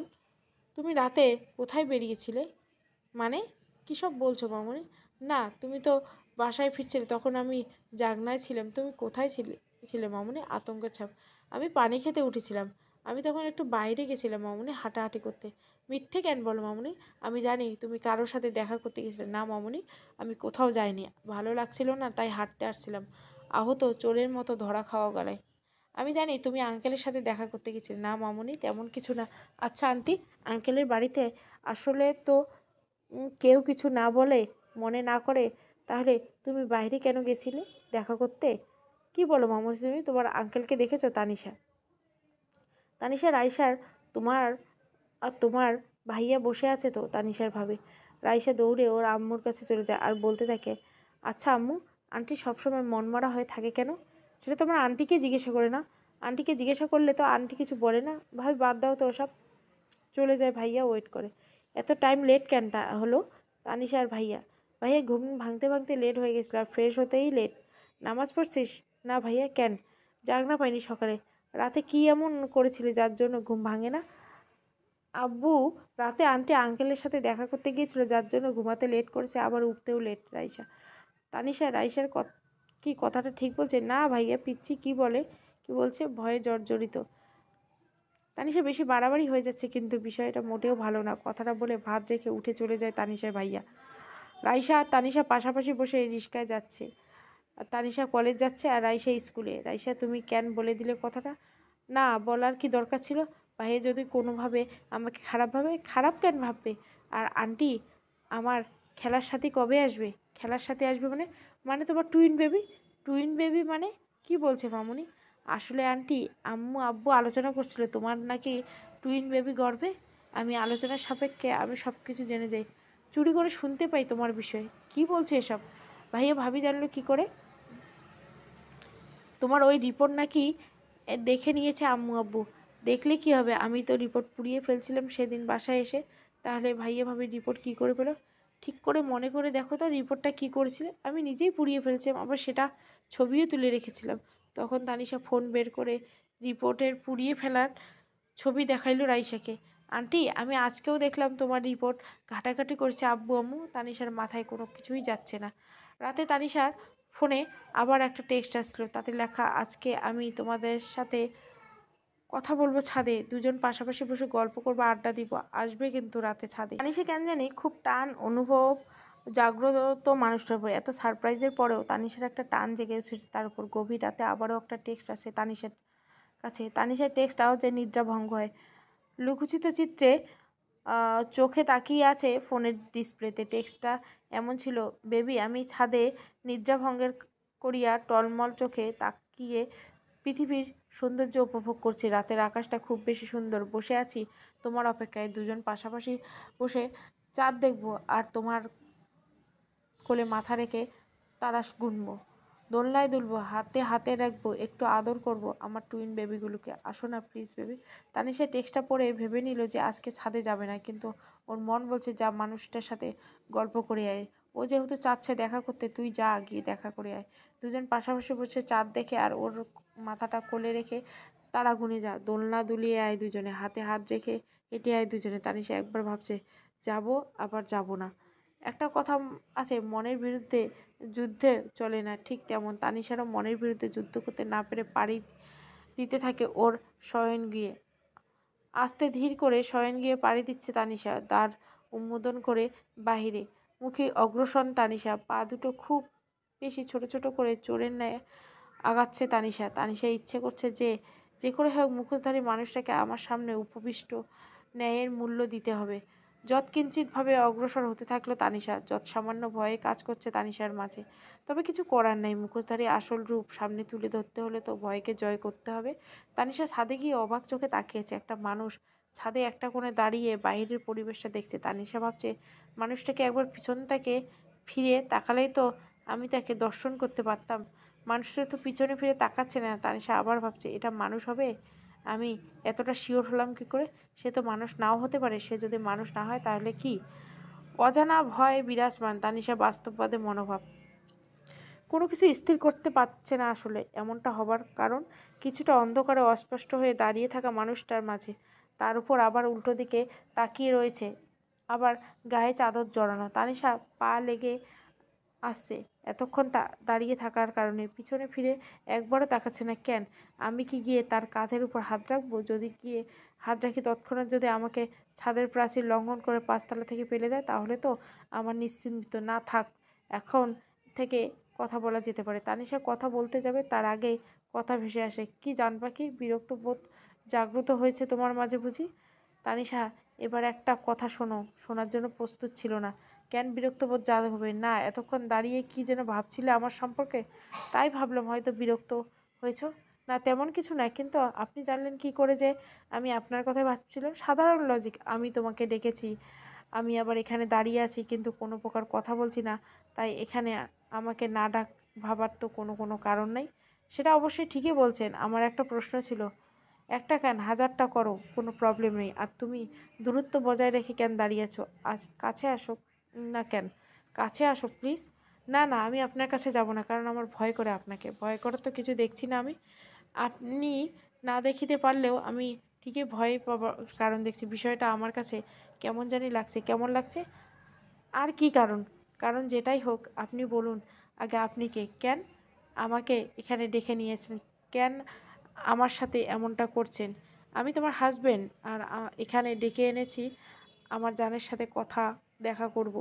কে আপনার জান? তুমি কি করে হলাম? এসব কথা বাদ দাও প্লিজ। কেন বাদ দাও, আমি বলছি তাই, হুঙ্কার দেবার সুরে। ওকে। আতঙ্ক সৃষ্টি হলো তানিশার মাঝে। আচ্ছা তানিশা, তোমার মনে আছে আমাদের প্রথম কবে দেখা হয়েছিল? না তো। আমাদের প্রথম দেখা হয়েছিল রাস্তায়, আমি গাড়ি নিয়ে আর তুমি হেঁটে। মনে পড়ছে তোমার? রাস্তার মাঝ দিয়ে সেদিন, সেই প্রথম দেখার কাহিনী। তানিশা মাঝ রাস্তা দিয়ে হাঁটছে, কানে হেডফোন লাগিয়ে। চারপাশে কী যেন হচ্ছে, কোথা দিয়ে হাঁটছে এসবের খেয়াল নেই তানিশার।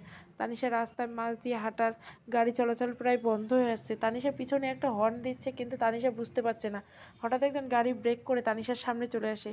এই যে, আপনি কি কালা না কানা? কানে শুনতে পান না ও চোখে দেখতে পান না? মাঝ রাস্তা দিয়ে হাঁটছেন, চারিদিকে তাকিয়ে তো আপনার জন্য কত জ্যাম বেঁধেছে। তানিশা তখন ছেলেটার কলার ধরে বলে, এই আপনাকে কি দেখে মনে হলো যে আমি কালা না কানা? ছেলেটা বলল, এত হর্ন দিচ্ছি কানে যায় না? মাঝ রাত বরাবর হাঁটছেন আর দেখেন তো আপনার জন্য কতটা পরিমাণ জ্যাম বেঁধে গিয়েছে। হাবলু মিয়া। তানিশা চারিদিকে তাকিয়ে দেখলো প্রচুর জ্যাম গেছে। সাধারণত এখানে কোনো প্রকার জ্যাম বাঁধে না, কিন্তু আজকে জ্যাম বেঁধে গেছে। তানিশা কিছুটা লজ্জায় লজ্জিত মুখ হলো, কিন্তু ছেলেটা বুঝতে দিল না। ছেলেটা শার্টের কলার ছেড়ে দিল। তানিশা সব কিছু স্বাভাবিক মনে করে ছেলেটাকে বলল, জ্যাম বেঁধে গেছে তো আমি কি করব? আমি কি রাস্তা দিয়ে যেতে পারবো না? সবার অধিকার আছে রাস্তা দিয়ে চলার, আমিও চলাচল করব। বেঁধে গেল এখানেই, আমার তো কিছু করার নেই। ছেলেটা বলল, তাই বলে মাঝ বরাবর হাঁটবেন? সবারই রাস্তা দিয়ে চলাচল করার অনুমতি দিচ্ছে, কিন্তু মাঝ রাস্তা দিয়ে এভাবে ডান্ডা নাচ করার অনুমতি দেয়নি। দুষ্ট হাসে। তানিশা রাগে গড়গড় করে বলল, কি আমি ডান্ডা নাচ দিলাম? ছেলেটা বলল, রাস্তার মানুষজন কড়া বিনোদন পাচ্ছিল আপনার এই ডান্ডা নাচ দিকে। মুচকে হাসি দিয়ে, আপনি কিন্তু যা ইচ্ছে তাই বলছেন। আমি কিন্তু পুলিশে নালিশ করব। আবার নালিশ তো এখন পুলিশে আমি করব, কারণ আপনি মাঝ রাস্তা দিয়ে ডান্ডা নাচ দেখিয়ে, যার ফলে রাস্তার জ্যাম বেঁধে গেছে। তানিশা কিছু ভয় পেয়ে গেল, কারণ ভুল তো তারই, কারণ ওর জন্য তো এতটা জ্যাম বেঁধে গেছিলো। তানিশা নিজের হাত দিয়ে আঙ্গুল দিয়ে টুকা দিল। তানিশা ভাবলো, এখন থেকে মানে মানে কেটে পড়লে 1000 গুণ ভালো, পরে দেখা নেওয়া যাবে রাক্ষসটাকে। আচ্ছা ভাইয়া, সরি, আসলে কি জানেন, আমি আসলে বুঝতে পারি না যে আমি মাঝ রাস্তা দিয়ে হাঁটছি ন্যাকামো করে। সরি বললে হবে না, পুলিশকে আমি নালিশ করব। আচ্ছা সুন্দর করে তাকান তো আমার দিকে, আপনার একটা ছবি উঠাবো। মিষ্টি হাসি দিয়ে, না না প্লিজ আমার ছবি ওঠাবেন না। তানিশা কথা বলতে বলতে ততক্ষণে ছেলেটা ছবি ওঠানো শেষ হয়ে গেছে। ছেলেটা তানিশার দিকে তার মোবাইল তাক করে ধরে দেখলো তার ছবি ওঠানো শেষ হয়ে গেছে। ছেলেটা তার ছবি ওঠায়, তখন তানিশা ঝগড়া করার মুডে থাকে, যার জন্য ছবি খুব সুন্দর হয়। তানিশা ছেলেটার হাত থেকে ফোনটা কেড়ে নিতে কিন্তু ব্যর্থ, কিন্তু দুজনে হাতে হাতে ছোঁয়া লেগে যায়। ছেলেটা তানিশার হাতে পায়ে পেয়েও কিছুটা কেঁপে উঠল। অবশ্য তানিশা যথেষ্ট মাত্রায় স্বাভাবিক। আপনি প্লিজ আমার ছবিটা ডিলিট করেন। আহত সুরে, আপনি যদি ছবি ডিলিট করতে বলেন তাহলে পুলিশে নালিশ করবো, আর যদি ছবি আমার কাছে থাকে, আপনি যদি ডিলিট করতে না বলেন তাহলে পুলিশে নালিশ করবো না। আপনি আমার ছবি দিয়ে কি করবেন? তার চেয়ে বরং ডিলিট করে দেন করুণা সুরে। কী করবো সেটা জানি না, তবে আমি ডিলিট করতে পারবো না। আপনি কিন্তু বেশি বেশি করে ফেলছেন। এমনিতে মন মেজাজ বড্ড খারাপ, একটু রাগি চেহারা নিয়ে। কেন, আপনার কি হয়েছে সেটা আপনাকে বলবো? হাবলা ছেলে কোথাকার। আমি হাবলা? ইয়েস, আমি হাবলা না তুই হাবলা। দুজনের মাঝখানে প্রচুর পরিমাণে ঝগড়া লেগে আসে। পর্যায়ে থানার লোকাল পুলিশ চলে আসে। একজন অফিসার বলতে থাকে, কী হয়েছে এখানে, আপনারা ঝগড়া করছেন কেন? তানিশা তখন ভয়ে কাঁপছে। হয়তো এখনই ছেলেটা সব বলে দিবে আর পুলিশ জেলে নিয়ে যাবে। আমাদের গোষ্ঠীর কেউ কোনো দিন জেলে যায়নি, আমি হয়তো প্রথম। চোখে পানি চলে আসে তানিশা। আসলে স্যার, আমরা স্বামী স্ত্রী। কি? আমরা স্বামী স্ত্রী? তানিশা। ছেলেটা বলল, স্যার, বলো না যে আমরা স্বামী স্ত্রী। চোখ দিয়ে ইশারা করে, স্যার আমরা স্বামী স্ত্রী। বাঁচার তাগিদে মিথ্যা। পুলিশ অফিসার বলল, স্বামী স্ত্রী ভালো কথা, কিন্তু রাস্তার মাঝখানে দাঁড়িয়ে ঝগড়া করছেন কেন? দেখেন তো আপনাদের জন্য কতটা জ্যাম বেঁধে গিয়েছে। আপনাদের জন্য অনেকে সঠিক স্থানে পৌঁছাতে পারছে না, এতটা ক্ষতিপূরণ কে দিবে? আপনাদের তো থানায় নিয়ে যেতে হবে। জানেন কত বড় একটা অপরাধ করেছেন? ছেলেটা ভাবছে একটা বুদ্ধি বের করে এই ঘুষখোর পুলিশকে বাঁচাতে। স্যার, একবার আমার কথা শুনুন, তারপর যদি আপনারা আমাদের শাস্তি দেন তাহলে মাথায় পেতে নেব। পুলিশের উপরগুলো বলেন, দেখে আপনার কথাটা শুনি। আসলে স্যার, আমরা গাড়ি করে ওর বাবার বাড়ি মানে শ্বশুরবাড়ি যাচ্ছিলাম, হঠাৎ ও আমাকে গাড়ি দাঁড় করে আর আমি গাড়ি দাঁড় করাই, আর ও গাড়ি থেকে নেমে একটা রাস্তা বাচ্চা পড়ে হতে পার হচ্ছিল, গিয়ে বাচ্চাটাকে পার করিয়ে দেয়। পুলিশ অফিসার বলে এটা তো খুব ভালো কথা, কিন্তু ঝগড়া কেন? প্রবলেম তো এখানেই স্যার। কিভাবে? আসলে স্যার, বাচ্চাটা রাস্তায় পার করিয়ে দেওয়ার পরে যখন রাস্তার ওপাশ থেকে এপাশে আসতেছিল তখন একটা ট্রাক চাপা দিচ্ছিল প্রায় আমার লক্ষ্মী বউটাকে। হঠাৎ আমি এসে তার হাতটা টান দিয়ে বাঁচিয়ে নেয়। আর স্যার, সেটাই নিয়ে ঝগড়া। কেন হয়েছিল বাচ্চা বাঁচাতে? যদি নিজের কিছু হতো কী হতো? আর তোমার গর্ভে 2 মাসের বাচ্চা কী হতো? এসব নিয়ে ঝগড়া হচ্ছিল স্যার। কি? আমি 2 মাসের গর্ভবতী? রেগে গিয়ে ঠান্ডা হবার চেষ্টা। তোমার মনে নেই কিছুদিন আগে চেক আপ করিয়ে এসলাম ডাক্তার সাহেবের কাছে? আমি তো ভুলেই গিয়েছিলাম। তানিশা মনে মনে থাকলো, না জানি আর কত মিথ্যে বলতে হবে আমার এই হ্যাবলার জন্য, আল্লাহ পাকে ভালো জানে। তাই বলে রাস্তায় গাড়ি দাঁড়িয়ে ঝগড়া করবেন? সরি স্যার, আর কখনো এমনটা হবে না। ওকে ঠিক আছে, গাড়ি নিয়ে তাড়াতাড়ি রাস্তা ক্লিয়ার করেন। পুলিশ অফিসারের কথা শেষ হতে তানিশা সামনের দিকে হাঁটতে থাকে। তখনই ছেলেটা হাত ধরি বলে, ওই সরি, কোথায় যাও? এখনও রাগ থামবে না? হেঁটে কোথায় যাচ্ছ? আমাদের তো গাড়ি আছে, তাই না? কথাটা বলে এক প্রকার টানতে তানিশাকে গাড়িতে ওঠায়। গাড়ি স্টার্ট দেয় ছেলেটা, আর তানিশার দিকে তাকিয়ে থেকে। তানিশা রেগে ফুলে আছে। গাড়ি তার নিজস্ব গতিতে চলছে। এই আপনার আমি কোন জন্মের বউ? সবার সামনে আমাকে বউ বলে কেন বললে? জনম জনমের বউ তুমি। মিষ্টি হাসি দিয়ে তানিশা প্রচণ্ড আকারে রেগে যায়। Mind your language. আচ্ছা সরি সরি, আপনাকে কোথাও নামিয়ে দিতে হবে না, তাও বলুন। আমাকে এই সামনে নামিয়ে দিলে হবে। তার চেয়ে বরং আপনি আপনার বাসা কোন দিকে বলুন, আমি দিয়ে আসি। বাসার ঠিকানা জানার জন্য তো বহুত কায়দা জুড়ি বাঁকাছেন বাঁকাছুরি। আপনি যেমন ভাবছেন তেমনটা না। আসলে আমি মনে হয় কোনো বিষয়ে চিন্তিত, যার ফলে রাস্তা দিয়ে এইভাবে হাঁটছিলেন, তাই চাইছিলাম না বাড়ি পর্যন্ত নামিয়ে দিয়েছে। ওকে ঠিক আছে। তারপর তানিশা তাদের বাসার ঠিকানা দেয়। ছেলেটা গিয়ে তাদের বাসার সামনে গাড়ি নামিয়ে দিয়ে আসে। যার গাড়ি থেকে তানিশা নেমে যাওয়ার পর একবারের জন্য হলে বাই বলল না বা থ্যাঙ্কসও বলল না। এটা প্রথম দিনের কাহিনী এতক্ষণ উপস্থাপন করলে বাহিরমুখী হয়ে দাঁড়িয়ে থাকা মানুষটা আবার তানিশার কথাগুলো বিভোর শুনছিল। কি হলো? যার মনে পড়ছে কথাগুলো? না। কথা শেষ হতে তানিশা নিচের দিকে চেয়ে দেখলো, আসলে সে যার সাথে এতক্ষণ কথা বলছে বা গল্প করছে সে আসলে মানুষ না। কারণ মানুষের পা তো মাটিতে থাকে, কিন্তু এর পা তো উপরে। তানিশা ভয়ে কাঁপছে। পিছনে ফিরে আবার সামনে তাকাতে তানিশা দেখলো এতক্ষণে যেটার সাথে কথা বলছে সেটা মুহূর্তের মধ্যে তানিশা এদিক ওদিক তাকাতে লাগলো, কোথাও খুঁজে পাচ্ছে না। এদিকে রাত অনেক হয়ে গেছে। তানিশা ভয়ে কাঁপছে। চোখে পানি বিন্দু বিন্দু পরিমাণ অবস্থায় পিছনে না তাকে 2-1 পা করে পিছিয়ে যাচ্ছে। কান্না আটকাতে পারছে না। নিজের 2 হাত দিয়ে মুখ চেপে ধরছে। মেয়ে কষ্ট পেলে বোধহয় যেমন করে হাত চেপে ধরে কান্না করে। তানিশা পিছনে যেতে ছাদে নিমগুলো মানে আরেক তলায় করার জন্য যেগুলো স্থাপন করা হয়েছিল সেগুলো পিঠ ঠেকে গেল। পরে বসে পড়লো। এবার আর থামাতে পারছে না। উচ্চস্বরে বলতে লাগলো, কোথায় আপনি? আমি আপনার কথা মতো সাথে এসেছি। আপনি কোথায়? রাতের আকাশ দেখবেন বলছেন। আর কে আপনি? আমাকে কেন দেখা দিচ্ছে না? হঠাৎ তানিশা অনুভব করতে পারলো পিছন থেকে কেউ একজন তাকে দেখছে। তানিশার কানে ভেসে উঠল আবেগী কণ্ঠে, জানো তুমি কাঁদছো কেন? আমি আসি, চলে যায়নি। তানিশা পিছনে ফিরে দেখে লোকটিকে দেখতে পাচ্ছে না, তবে চোখের পলক ফেলতে না ফেলতে উধাও। এদিকে ছাদের দরজা ধপাস ধপাস আওয়াজ চলছে। তানিশাকে আবারও কে যেন বলছে, ভয় পেও না, আমি তোমার পাশেই আছি। এটা বলে আর কোনো শব্দ পেল না। পুরো ছাদ খোঁজাখুঁজি করলো।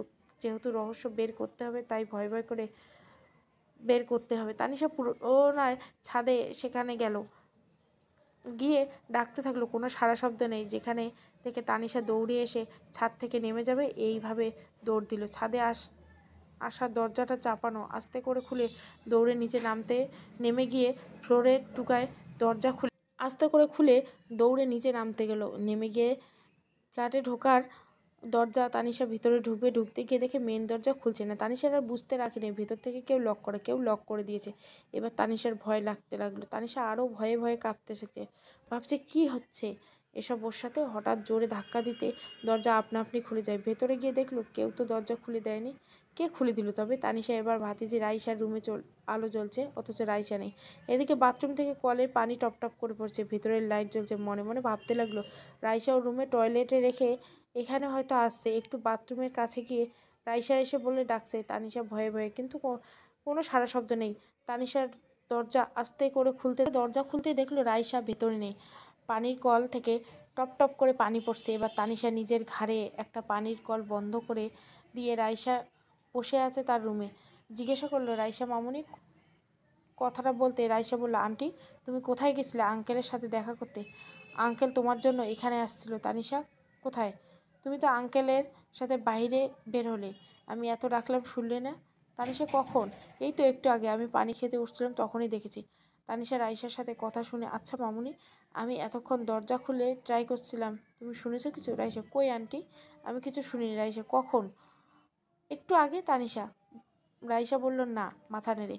তানিশা ভাবতে লাগলো, কি হচ্ছে ওর সাথে? কে এই লোক আমাকে দিনের পর দিন এমনটা করছে? যে আমাকে দেখে পুলিশ ছবি তুলছে, পুলিশ স্টেশনে সেদিন বাসতে মিথ্যে বলছিল, সে এখন আমাকে বউ বলে দাবি করছে। আমার সাথে যত সব ঘটনা ঘটলো, অনেক কিছু। আমি মা হতে চলেছি। কে আমার এই টুইন বেবির বাবা? এই লোকটা আমার সাথে কেন এমন করছে? আমি কি অপরাধ করছি? রাইসাকে দেখতে পাচ্ছি, অথচ আমি দেখতে পাচ্ছি না। মিম, আমি আলাদা করে কথা বললাম, সে শুনতে পেল কিভাবে? মিম বেবিগুলোকে নষ্ট করাতে আমার রাগ ওঠার পর হুমকি দিল, আমাকে যত্ন নিতে বললো বেবির দিকে। আমার চিরকুট দিয়ে জানিয়ে দেওয়া হলো কোথায় কখন যেতে হবে, বার্থডে উইশ, হিরের নেক গিফট, আর ছাদে যেতে বললো। আমাকে মনে করতে বললো অতীত, যা আমি কিছুই মনে করতে পারছি না। কি অদ্ভুত ঘটনা আমার সাথে হতে যাচ্ছে। কে উনি? অন্যদিকে চেয়ে ভাবতে হঠাৎ ঘোর কাটলো তানিশা রাইসার কণ্ঠে, রাইসা আন্টি, আঙ্কেল চলে গেছে, আমার সাথে খেলার সাথী কবে আসবে? তানিশা কিছু না বলে বলল, মামুনি চলো, আমি তোমাকে তোমার রুমে ঘুম পাড়িয়ে দিয়ে আসি। রাইসা, না আন্টি, আমি তোমার সাথে ঘুমাবো, আমাকে ঘুম পাড়িয়ে দাও।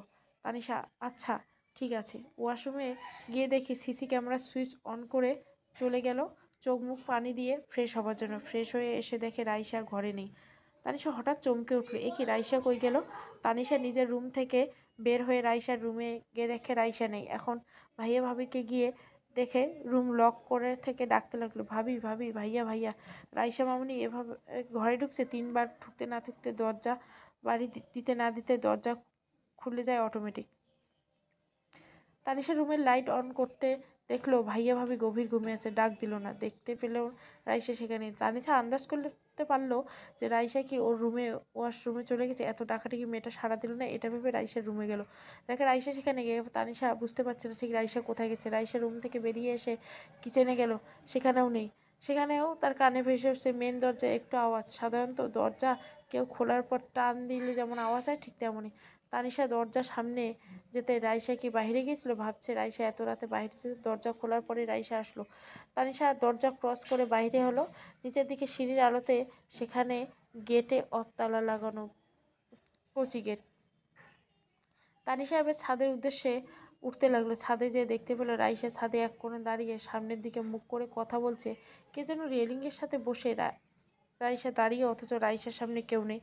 রাইসাকে সে ডেকে রাইসা বলাতে নিচে বুঝতে পারলো তানিশাদের ফ্ল্যাটে ঢোকার মেইন গেটে কে যেন তালা লাগিয়ে দিল। তানিশা সেদিকে না ভেবে রাইসার সামনে গিয়ে রাইসার কাঁধে হাত দিয়ে বলল, মামুনি তুমি এখানে? রাইসা চুপচাপ তানিশার দিকে তাকিয়ে, মুখে কোনো শব্দ নেই, আঙ্গুল দিয়ে ইশারা করলো ওইদিকে। রাইসা যার সাথে কথা বলছিল, তানিশা তাকিয়ে দেখে কেউ নেই। নিচে গিয়ে দেখলো সেখানেও কেউ নেই। 5 তলা থেকে স্পষ্ট দেখতে পেলো বাড়ির মেন গেটের বাইরে দিয়ে কেউ চাদর পেঁচানো যেতে।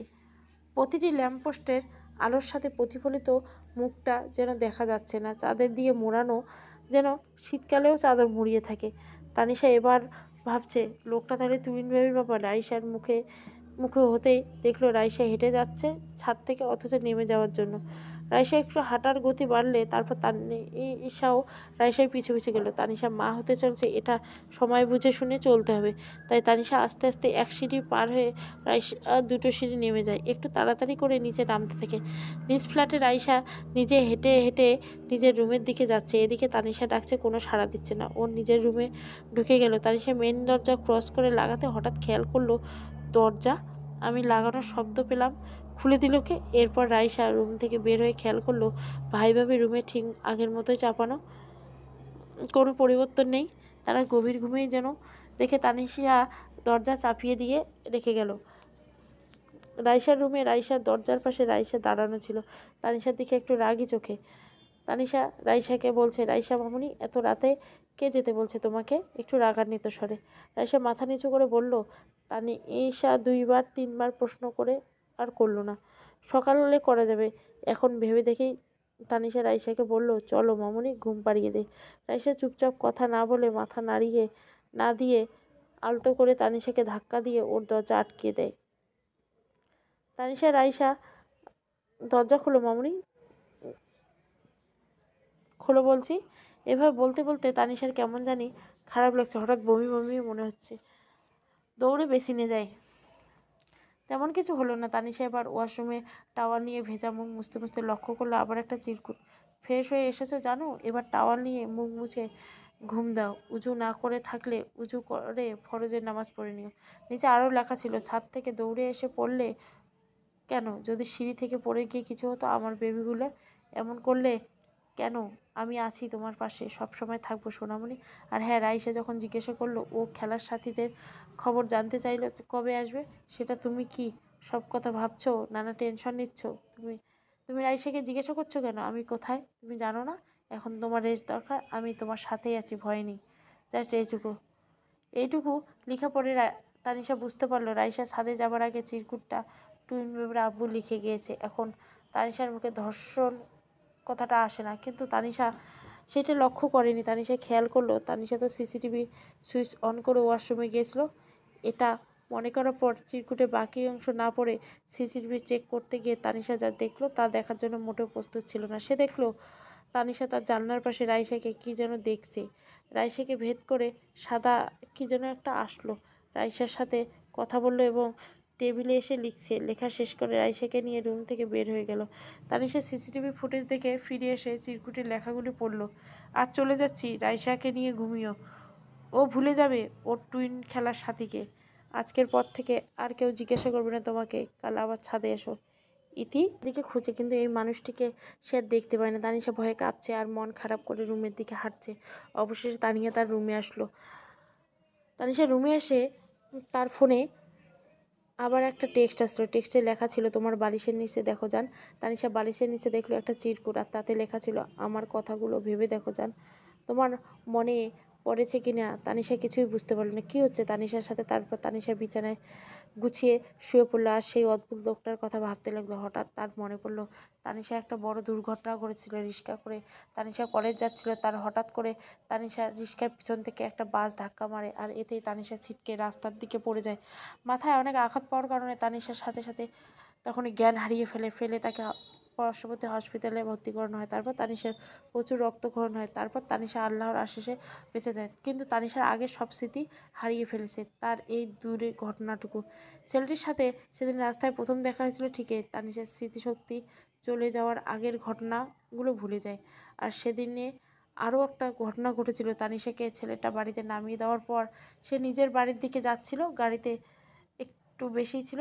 কিছুটা পর যাওয়ার পর ছেলেটা একটা ট্রাক দুর্ঘটনা ঘটে। সরাসরি ধাক্কা লাগার কারণে ছেলেটা আর বাঁচতে পারে না, ছেলেটা সেদিনই মারা যায়। কিন্তু তানিশা এই খবর আর পায় না। পরের দিন আবার তানিশার দুর্ঘটনা ঘটে, এতে তানিশা কিছু জানতে পারে না। তারপর তানিশা ধীরে ধীরে সুস্থ হতে থাকে। তানিশার পুরোপুরি সুস্থ হতে তাকে বাড়ি ফিরে নেওয়া যাওয়ার অনুভূতি হয়। তানিশাকে বাড়ি ফিরিয়ে নেওয়ার আসার কিছুদিন পর ভালোই যাচ্ছিল তানিশা। এভাবে চলতে চলতে তানিশা দেখতে পেলো হঠাৎ একদিন কেউ রাতে তার সাথে সেক্স করছে। খুব ভালো করে বুঝতে পারে তানিশা। আর প্রোটেকশনের প্যাকেট আর প্রোডাকশন সব ফ্লোরে পড়ে থাকা। তানিশার জামা কাপড়ও পড়ে আছে একটার পর একটা এক এক দিকে। তারপর তানিশা খুব ভয় পেয়ে যায়। এভাবে প্রতিদিন রাতে তার সাথে সেক্স করা হয়, কিন্তু মূল কাহিনী সেটা নয়। আসলে মানুষের সাথে একটা আত্মা কখনো সেক্স করতে পারে না, তবে মানুষের মনের ভাব পরিবর্তন করতে পারে। তানিশার সাথেও এমনটাই ঘটেছিল, কিন্তু তানিশা নিজেই তার জামাকাপড় শরীর থেকে আলাদা করে প্রোটেকশন নিজেই নিয়ে আসে।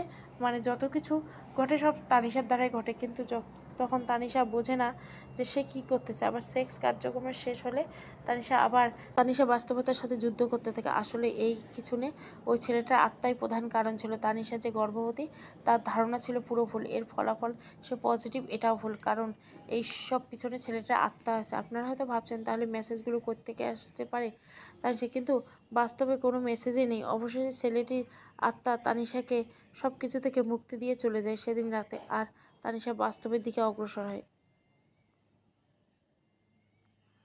গল্পটা ভালো লাগলে অবশ্যই লাইক, শেয়ার এবং সাবস্ক্রাইব করবেন।